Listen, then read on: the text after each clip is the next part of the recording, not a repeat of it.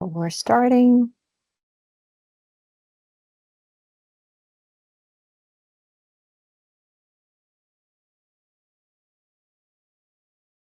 Welcome, everyone. Welcome to Connecting the Dots, the art and science of data visualization.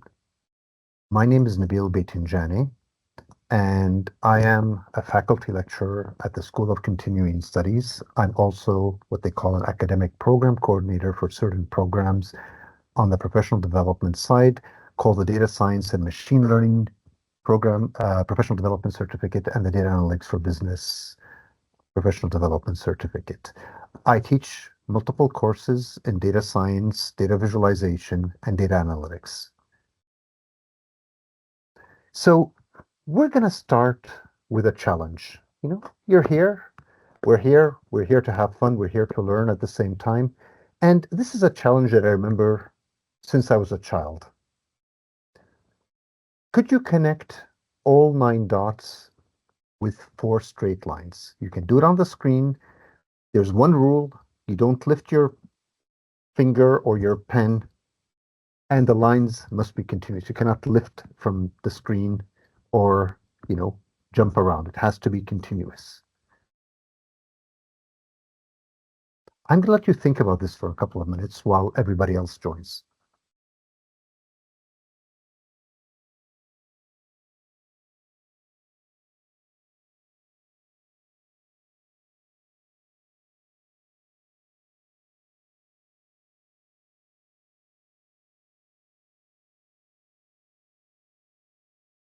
Excellent. So any thoughts? Right off the bat, one, if you know it, don't give the answer, but were you able to do it?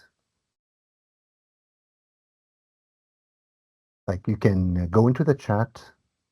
I'm trying to keep an eye on the chat also.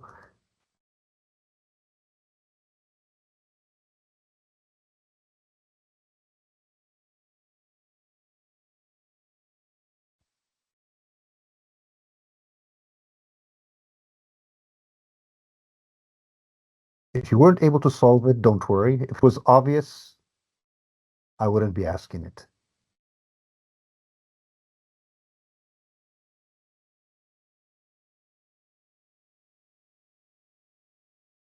I'm looking at the chat. I'm trying to see the comments. So Chitan was able to do it. Anyone else? Oh, we got stuck at 4. Excellent. Well, 4 is pretty good. Someone says that I have seen this before and still cannot do it. So there are multiple solutions. Oh, if you're able to do 4, can you do 3? Can you do 1? So if we said the first challenge was 4, this is what the 4 looks like.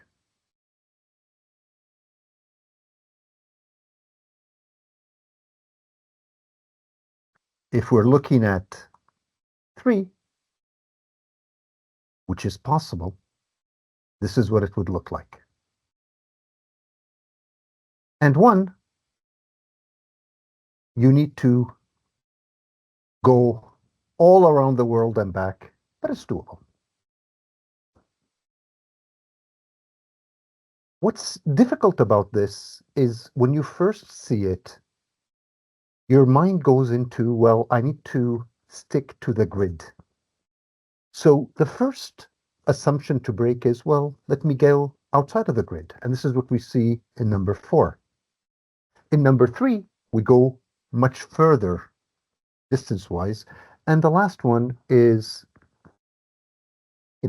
theoretically possible, and, we can do it. It's just a different way of looking at things. Why do I bring this one to start off with?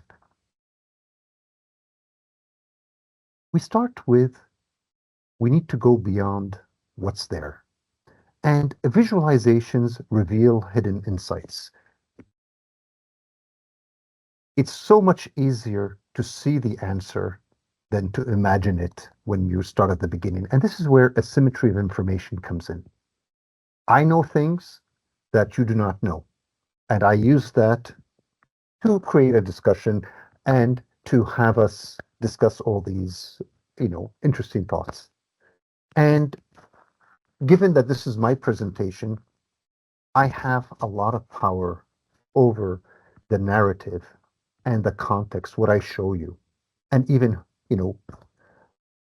the why, the how, and all these questions related to what I'm presenting. We have to keep in mind that when given all of these, we need to think and challenge the presenter. We need to challenge the visualizations that are there. We need to think in terms of what's shown and what's not shown. In the data world, we talk about dark data, data that's not shown. It's dark. It could be there, it may or may not be there, but we don't talk about it. So these are items that we need to bring to the question, to the forefront. And we start with, we're talking about data visualization. Not everybody's at the same place. We only have an hour today. So I'm going to cover a couple of what I would call key points. And data visualizations are viewed as a language. There's a grammar, and we build using symbols and encodings. Alberto Caro, who has a book called How Charts Lie, amazing book if you have the time to read it. In there, he talks about visualizations as a language, and he talks about, well, here we're talking about a visualization. We talk about the scaffolding, what's around it. So we talk about the murders, we give the rate, so the title, and the subtitle. We also give, what are we talking about? The range, the source, everything around it. So we're going for the rate per 100,000 goes from 0 to above 9. And we color code it. Where are we going with this? You'll see in a second.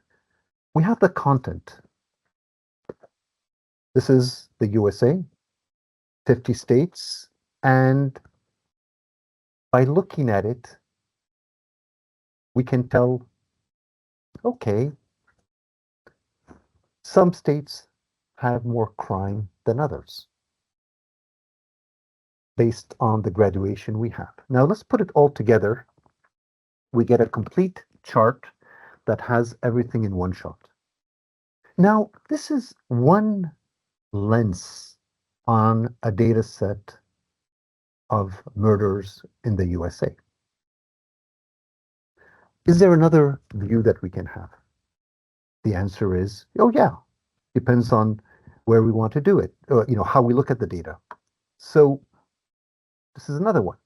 Same data, it's the same data set, but a different message. So here, I want you to think, you're already looking at the scaffolding. You see a difference between the previous one and this one here. You can type in the chat. I'm not going to read it, but I know it's going to be there. What's the difference between this chart and the other chart?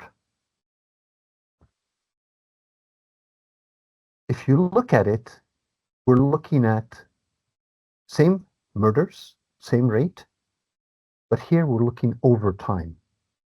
Over there, we're looking by state for a specific year. Here, we flip that equation around, or we're looking at a different angle on it, and we're looking, okay, is crime going up or going down? What's the trend? Same data, different questions will give us a different answer. Now, there's this little blue dot here that I added. What is it? It's in French. It's okay. You'll forgive me for that. But it's saying it's a comparison point. The murder rate in Canada in 2015 was 1.68. So by adding a little dot, I'm adding a message. We're talking about murder rates in the US. Because we're in Canada, I slid in this, well, hey, relatively speaking, the murder rate in Canada is much less than in the US. Now, that's a judgment call. It's my call to make. I'm doing the presentation, but you can see how I can add bias in there. So it's very important to understand this grammar, how the vocabulary of symbols comes together, and how conventions are used to create a visualization. Because the idea is, you know, when we're doing a visualization, a data visualization, we want people to take an action or we want them to go back and think about something.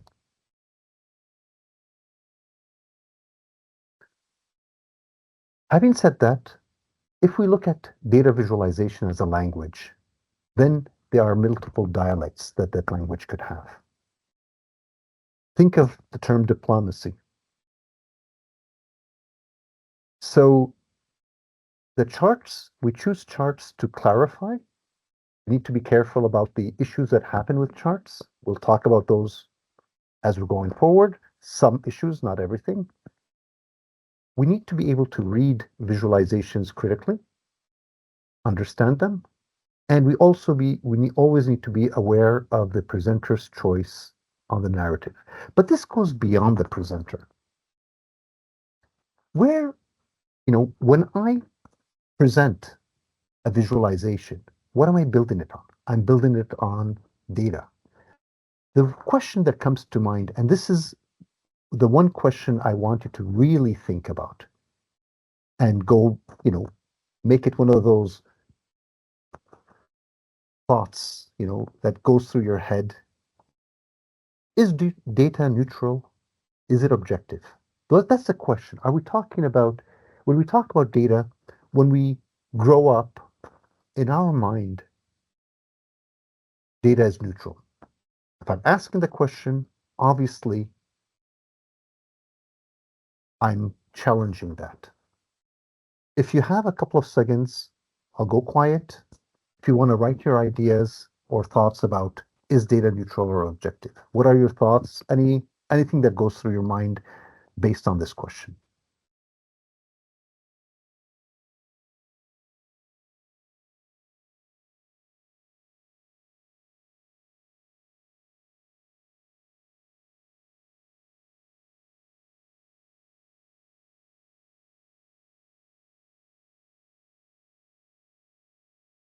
So any thoughts on it? I don't see anything in the chat. I'm looking.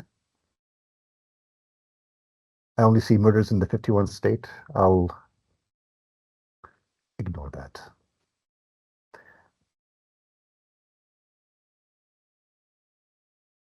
So moving forward, we have to be careful about data. And it's important to realize that to get to a visualization, we actually go through a lot of different steps. From the world all the way through to a visualization.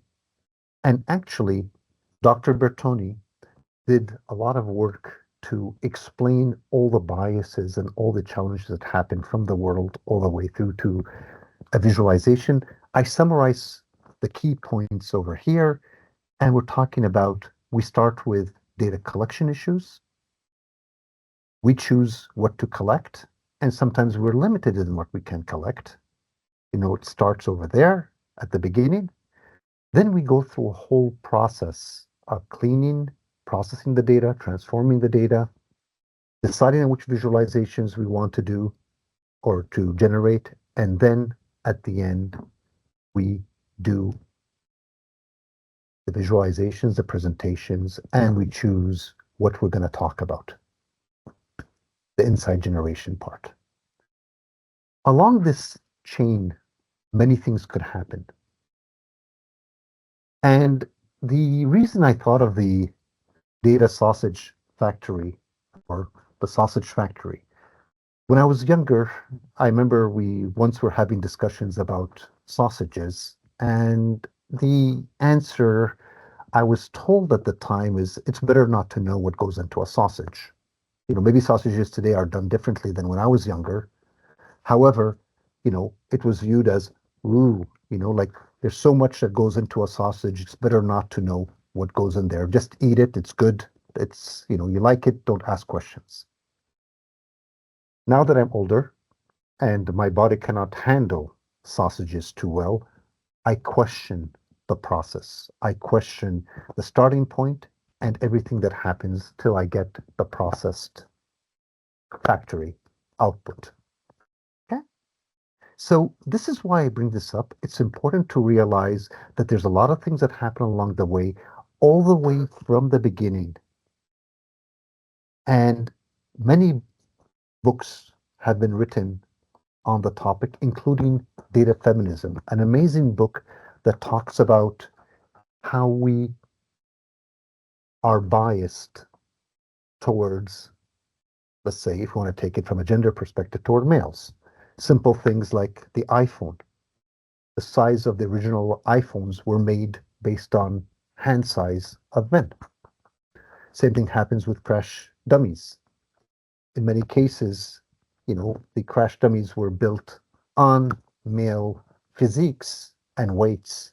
However, women physiques or younger children are not the same.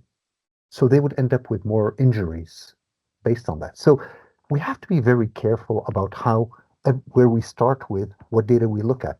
When we look at data, if you forget about all of those and say, okay, that's physical data, etc., let's just look at CVs inside a company.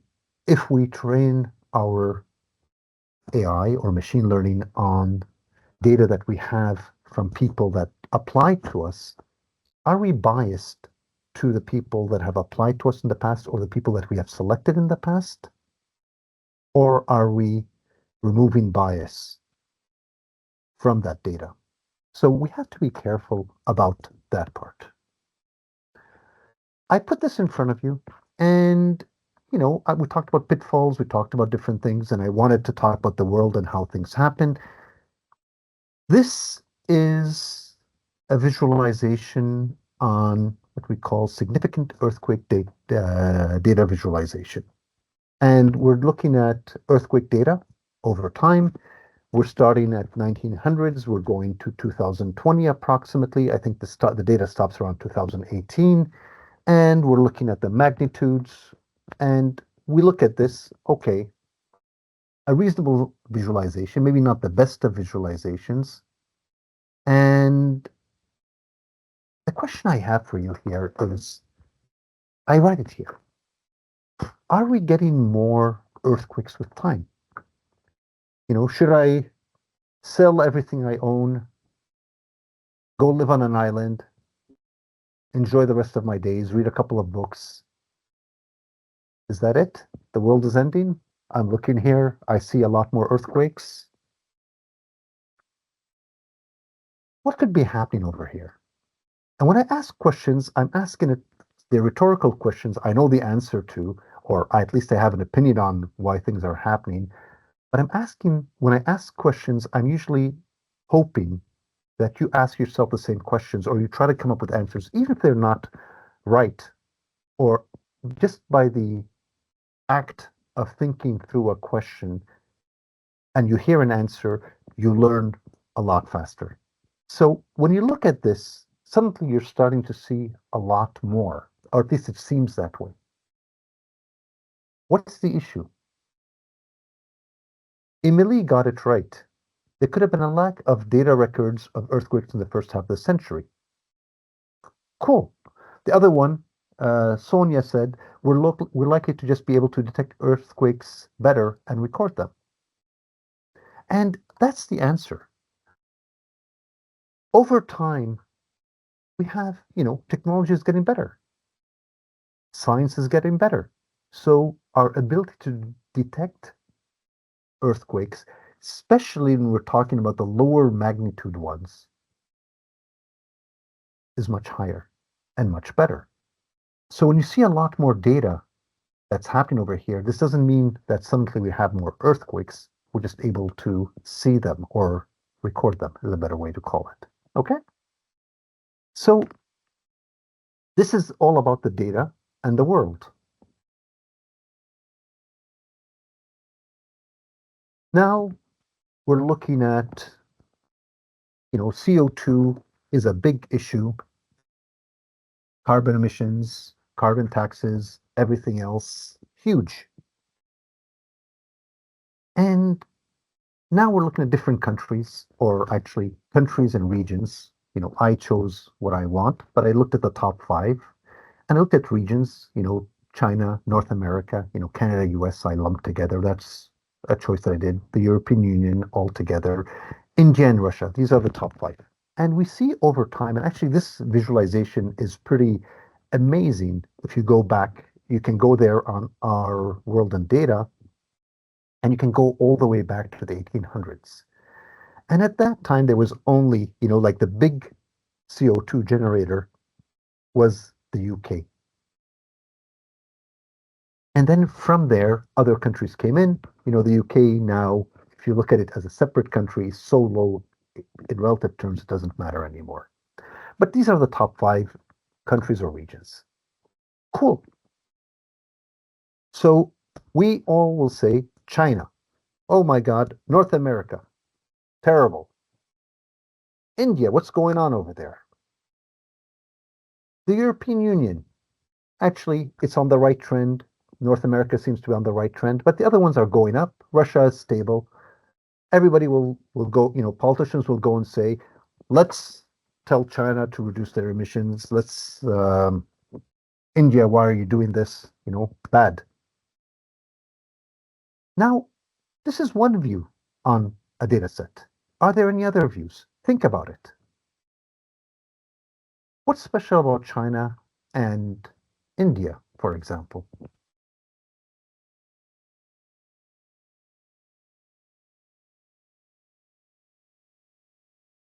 A view of population. Same data, it's the same data set. Now we transformed it one step further and we did it on a per capita basis. Okay, things have changed. Has the order of companies, now we have Russia, North America, countries and regions changed? Russia, North America, China, European Union, and India versus China, North America, India, European Union, Russia. Has things changed? Yes, there has been a change. Russia now is on top.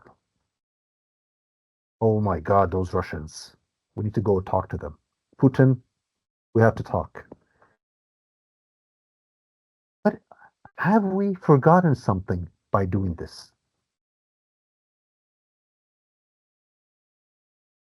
If we add on a per capita basis, but we forgot along the way that there's other countries, or we didn't do the top countries, something else happens. On a per capita basis, very small countries like Qatar will poof, jump up there or be up there. And this is incredible. We're looking at this. We were looking at this, and suddenly we have one view on things. We're here, a different view, and here, even another view. So I just wanted to highlight how the choices we do make a huge difference. And what we decide to show or not show also makes a big difference.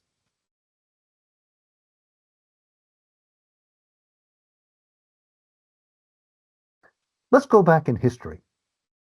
And I want to talk about purpose. Many of you, or you might have heard about this. If you haven't, it's worth checking out.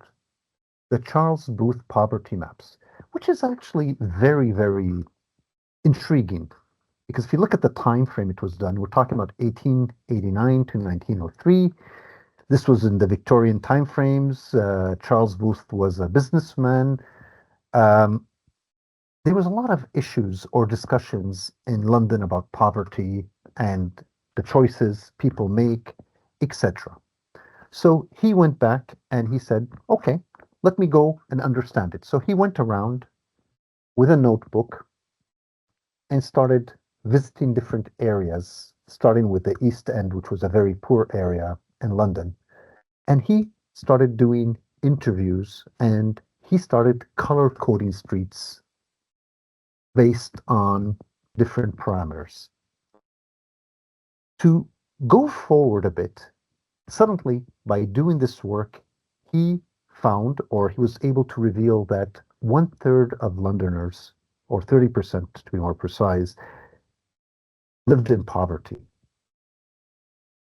And this was a huge finding because initially the view was, or at least at the higher levels, if you want to use it, of society, those who control the society that were running the country and London, believed the actual poverty rate was around 10%. So when we started looking at it more carefully, we suddenly found that, or he found that actually the numbers were underreported or the understanding was not done properly. So he went around and these colors that you see here are actually descriptions. So you go from lowest black, lowest class, vicious, semi-criminal, all the way to upper middle and upper class wealthy. So if you look at the map, you can look at this very poor, poor, mixed, very complete. So we're talking about 7 levels of classification, which is pretty impressive. So if you look here, now you can look at this map a bit differently because now you're starting to have the color coding. This is what his notebook looked like, and he would write like this is what the translation of it would be. An account on opium smoking in an opium den in Jamaica Street. The keeper is such and such, etc. Now, what's interesting about this was by doing this, he was able to change the way society worked. And they created an old age pension to allow for they found that people that were older, retirees, were not able to do well. So there was a change in society based on the data that came out of here, which was pretty impressive. Now, still, if you look at the language is very stigmatizing, very poor, chronic want, lowest class, vicious, semi-criminal. These are, I would use the word strong labels. Now, when it came to poverty, it, there was seasonality, so depending on which time of the year he would go there. But given the methods, we'll give him full credit for the work that he did. Amazing work, and it did change society at the time. So this is a map that was used for bettering society. Now, the same idea or approach we can see in this map here. And over here, we're looking at Illinois, a city called Decatur, Illinois. And in here, we have 4 colors or grades. And this was really talking about hazardous areas, red, all the way through, usually those were black neighborhoods. And the whole C was, they used to give insurance and loans to citizens or to people. So what would happen is this, what they call redlining, was used to accept or deny loans to people. And when an area is redlined, it was ignored, okay, or not given loans.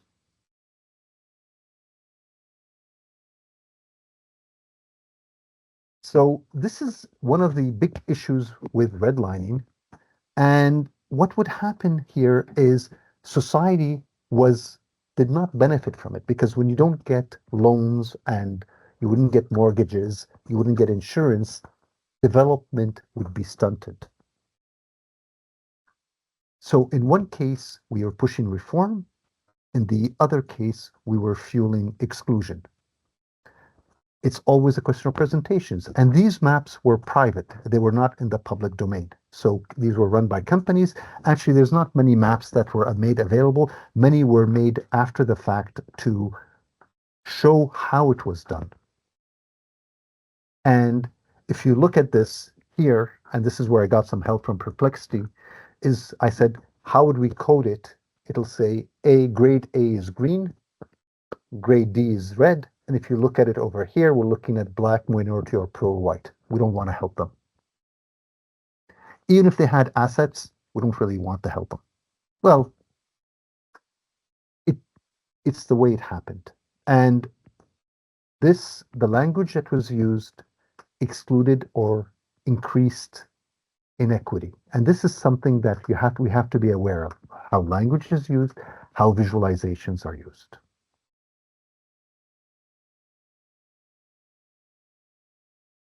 We're getting close to the end, and I want to capture a couple of points here.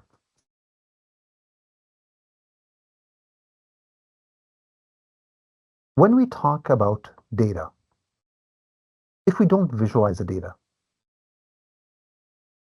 what are we doing? I was thinking when I was writing this about this statement that I heard when I was younger. If a tree falls in a forest and nobody's there to hear it, does it make a sound? For some reason, it stuck with me. And when we have data and we do not visualize or we do not show that data, does it have a meaning? Actually, it does have an impact. I wanted to highlight also the power of presentations or the power of narrations. We choose. Whoever presents chooses. I chose these examples. I chose what I'm going to tell you about those examples. I decided when it came to the examples, I like to show, for example, poverty. I want to, not I want to talk, but I want to show that we can use data to improve society, while at the same time we can use data to destroy society or exclude people from what we're doing. Visualizations are not neutral.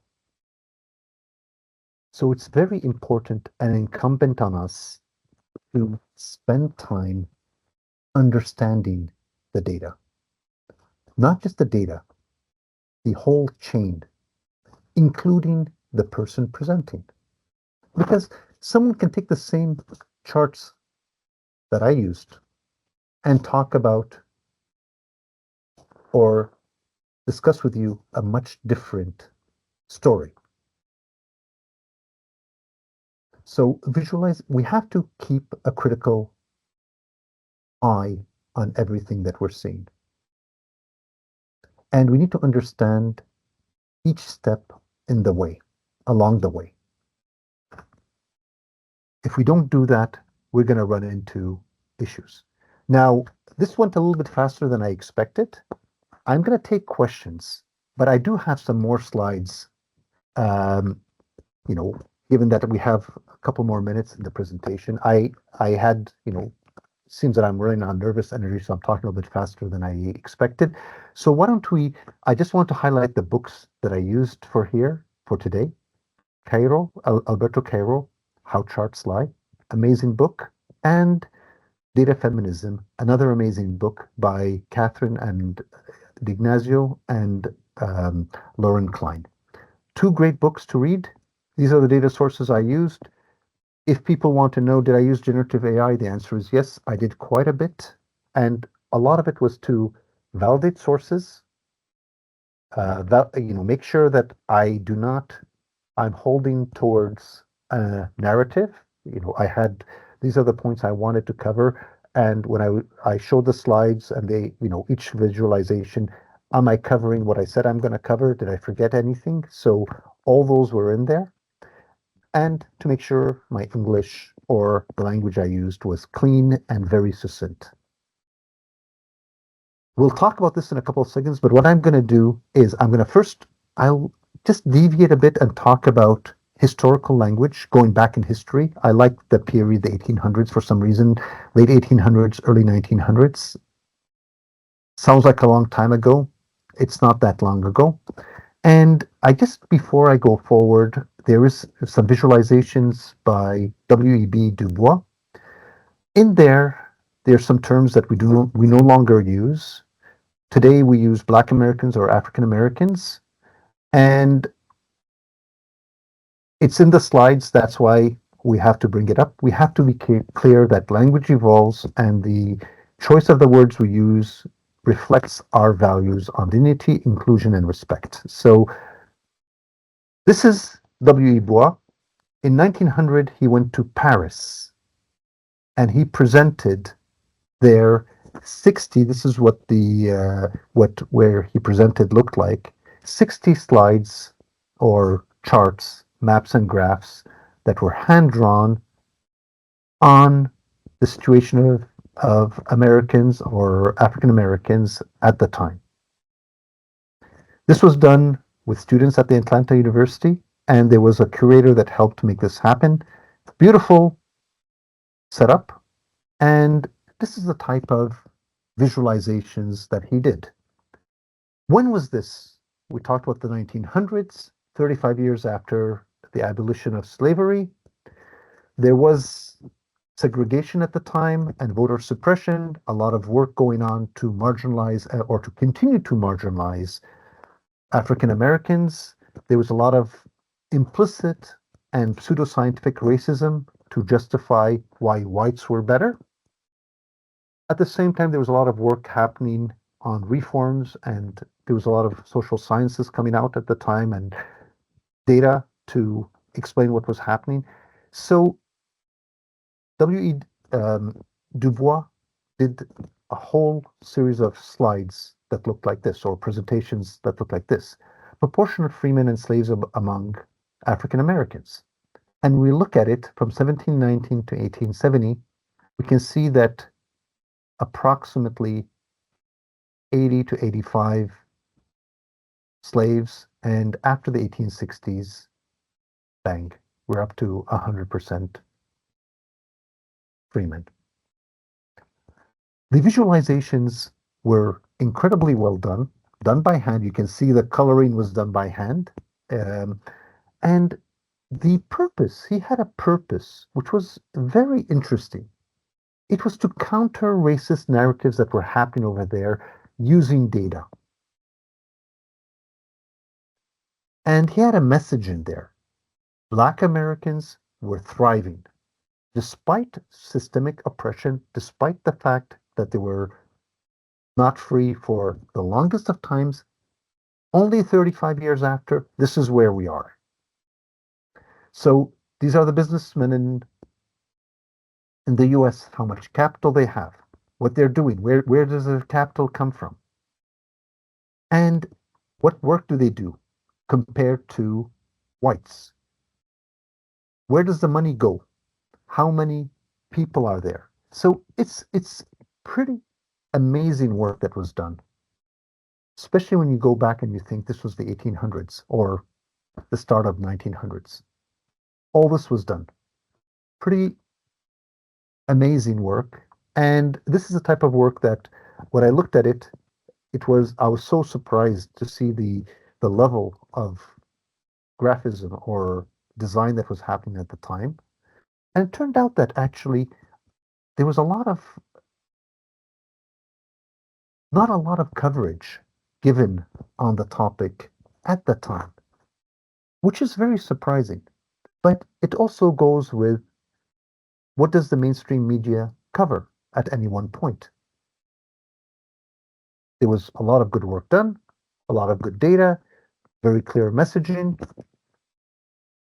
It was lost for a while and rediscovered late, I would say, late, probably this century or late last century, nearly 100 years after the fact that it was done. And this is why you see when you go back and you look at the visualizations, you can see that, that this is on paper. many of the papers are kind of in bad shape, ripped, not in the best of shapes, but still, if you think about it, this is something that has been around for nearly 120 years, so it is quite interesting. So narrative matters. The way you use your data could be done in many different ways and could get different messages out there. So with that, I'm going to turn it over to you and answer any questions you may have.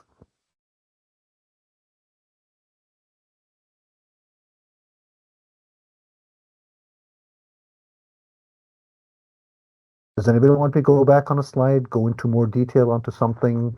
You have a question about this? Too much information, too little information, got you to think?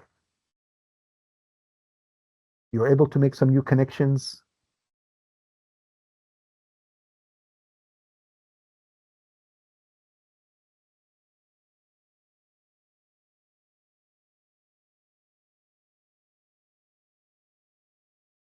I have the chat open, so I'm waiting to hear.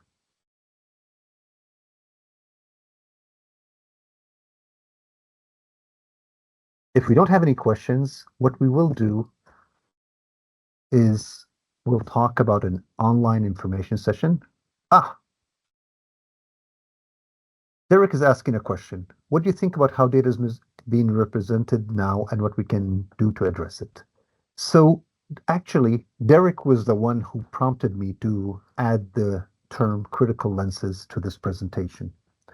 We were talking about data visualization, and Derek asked me, well, could we add an angle of critical lenses? And I'm like, yes, we could. And this is why the choice of examples came up and the whole narrative came through a discussion we had. So discussions are very important.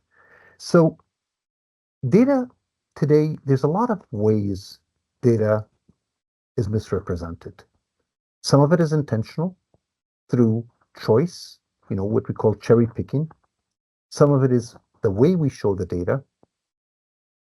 Sometimes we don't use the best graphics. Sometimes we don't use the best visuals, if you can use that term. So we end up distorting the data, for example, by using scales that are too tight or too wide. The simplest of examples that I can think about is the example that we think about a lot, which is global warming. And if you look at the change in time, given that we're not talking about a difference of 10 degrees, we're talking about, very few degrees Celsius from last century to now. The difference is very minute. That if you put it on a graph, you can look at it, it looks horizontal. Or if you squish it, it could look very vertical. So there's a lot of work that's done on how best to visualize it. And one of the best ones I've seen is where they show you on a monthly basis the average temperature over a long period of time, and they just draw it as a line. And there's a graduation of colors. And you can see that over time, we're going from blue, which is one side of the spectrum, to warmer, and you can start seeing there's more and more red over time. So there's a lot of work that happens, and sometimes it's because of us, it's because of the tools we're using, sometimes it's intentional, sometimes we don't have all the right data or all the data to make the best decisions. Is there a best way to visualize data that indicates missing sections? Could you elaborate on that a little bit more? Like, what are we, when we talk about missing sections, we're talking about, let's say, if there's a section of time where we don't have data, for example, there's a gap. Because this is one of the things, one of the principles of visualizations, or the way us as humans work, is we tend to fill gaps with a straight line. So, for example, like no data for a certain year or missing regions. What normally happens, there's best practices. So this is a transformation that you do, assuming you have a sensor that goes out there and checks the temperature all the time. The sensor stopped working for whatever reason, or the sensor did not record for a period of time, and so you have a gap. What do? Do you stop the experiment? No. What people would normally do is sometimes they'll say, okay, can we take the average for that period and input it there? There's a whole area of what do we do with missing data? If you're missing data between a certain hour and a certain hour during the day, and the temperature was going up, do you put a graduated increase? It really depends on how big the gap is, what the gap is. But what's very important about that is the fact, or you have to document the transformation. This is part of the sausage factory that I talked about, the data sausage factory. If you did a transformation, if you inputted data or you removed data for whatever reason, you should highlight it in the visualization. What you can do is you can put bars and say, this is how I thought, or this is how we would continue the data if it were there. However, this is a guess. This is our best guess.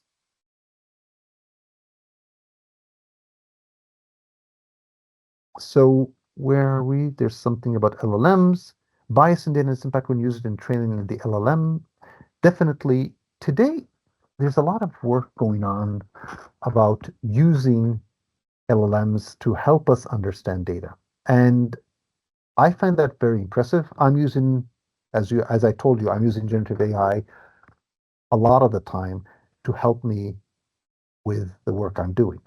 So there's a lot of the unfortunate part about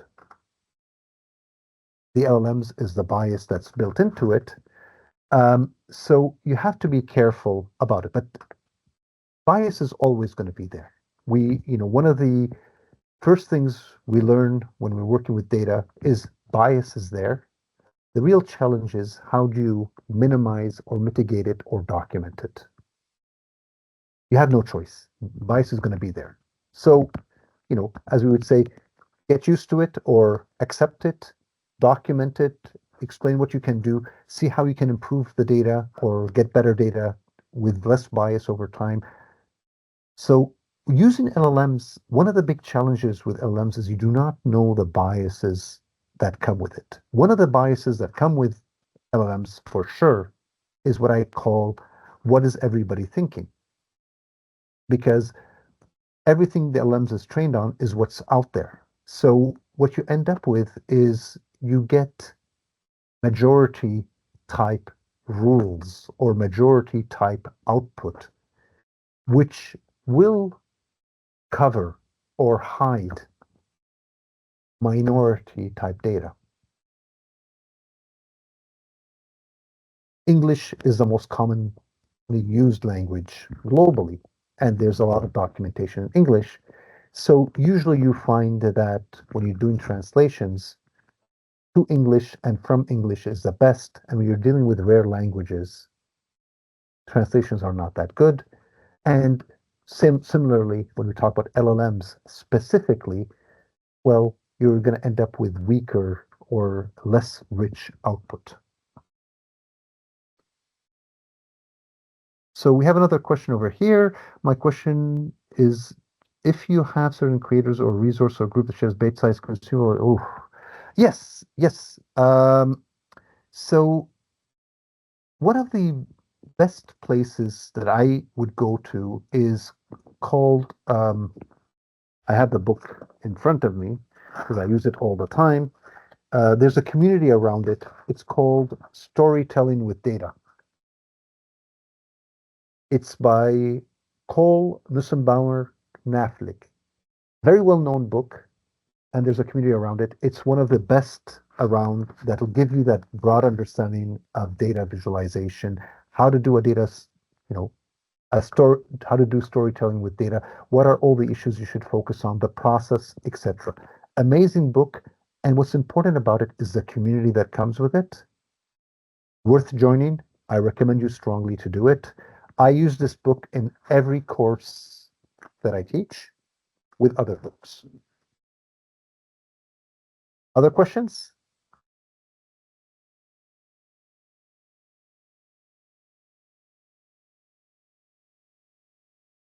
Yes, that's the one. And the cool thing about it, okay, the last, actually, the last, her last name is Knaplik. I'll write it. Um, that's the last part. Um,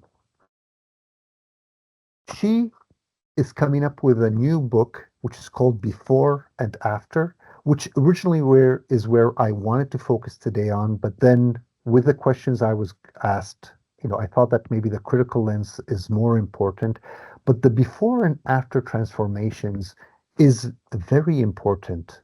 When you look at a visualization and you say, how can we improve this visualization? She has a book which is not published yet. It's in pre-publication, or what they call, it should be coming out very soon, which is about that topic. You can look her up on Amazon. I pre-ordered the book. I'm waiting to get it and to incorporate it into the courses I teach.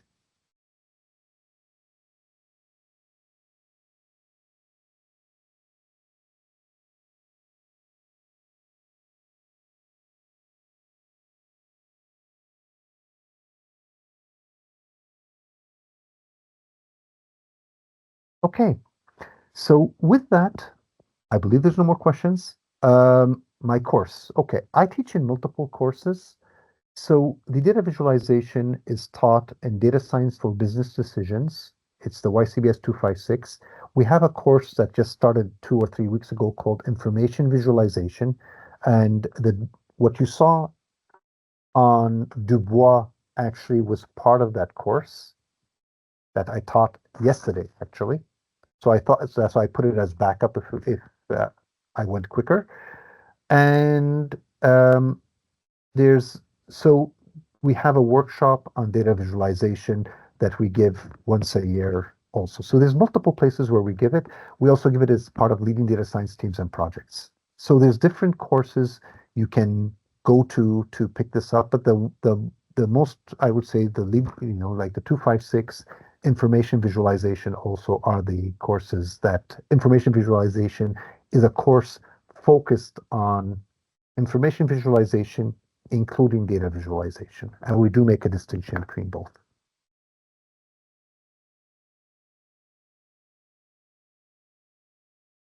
So thank you for being here. I know, I'm taking out of your lunchtime. I'm going to turn this over to Robert. Robert, I think it's yours right Yes, now. yes, Please. yes, yes, yes. Uh, First of all, I think that was phenomenal. I don't know how you do it, but it gets me wanting to kind of participate in one of your classes. So what I'm going to do in the chat, you do teach a bunch, but I'm going to put some links to some other programs and invite everyone here. You can also invite your friends to an online information session if you're curious about, what are the steps to apply? When do the courses start? Is there a special procedure? So to make it convenient and easy for everyone, we're going to hold 2 sessions on Thursday, May 15th, so next week, so you don't have to wait too long. One from 12 to 1 and one from 6 to 7. So I don't think there's necessarily an excuse to miss it. I really invite you to join. You don't know what is possible until you kind of explore it. So in the chat, I will add the link. I'm going to add a bunch of links. So I'm going to add we have some data programs, not really quite what we touched on here, but we have some professional development certificates as well. I think they're super, super interesting. So I'm going to leave those two in the chat if you want to register for the information session online.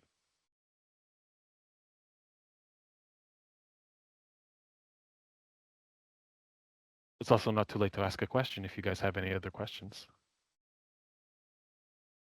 If not, we thank you for your time. We really appreciate it.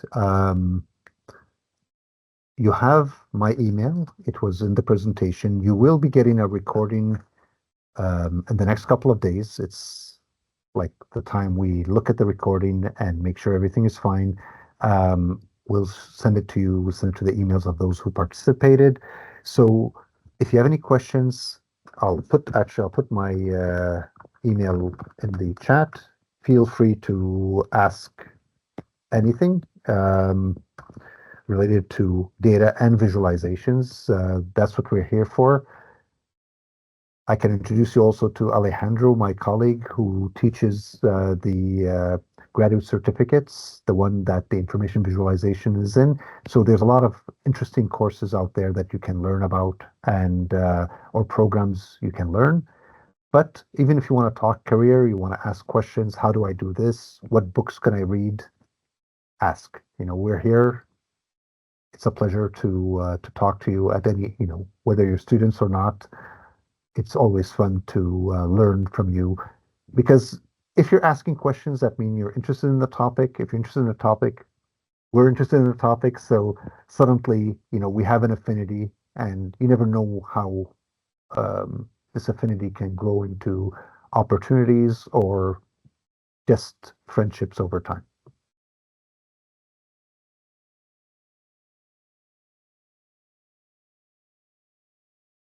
Thank you so much. See you soon.